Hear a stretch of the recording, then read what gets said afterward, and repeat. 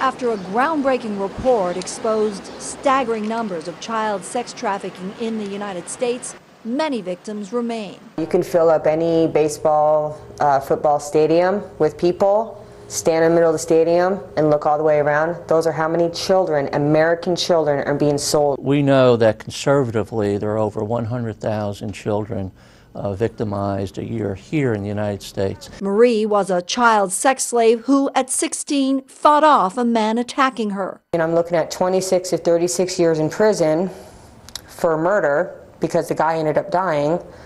And I found out that they didn't question him why he had a 16-year-old in his car. We know that younger and younger girls and some boys are being trafficked, and yet we're still stuck on that old, outdated mythology that prostitution involves a transaction between a willing seller and a willing buyer. Shared Hope International, an organization that helps victims, has come up with their second annual report card showing which states are most successfully taking on the challenge. In particular, the initiative measures the strength of the laws that the state has or doesn't have in terms of protecting minors from sex trafficking. This past year, over 240 state bills were introduced in 40 states and 78 laws passed. In 2011, there were 26 states with failing grades. In 2012, 18 states got an F, 16 states had a D, 9 states got a C, 7 scored a B.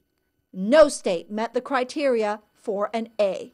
You're going to have a real strong law. You're going to have that law put guys that buy commercial sex in jail. And you're going to have an answer to treating these children as the victims they are. Marie wished she had been recognized as a victim instead of being labeled a criminal. I ended up pleading to 5 years in prison, and that's what rescued me, was a prison sentence.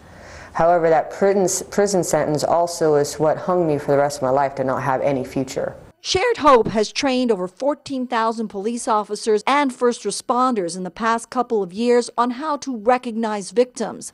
They say that all over the U.S., taking initiative and prosecuting is helping to change the situation as law enforcement is waking up. Marina Hutchinson, The Associated Press.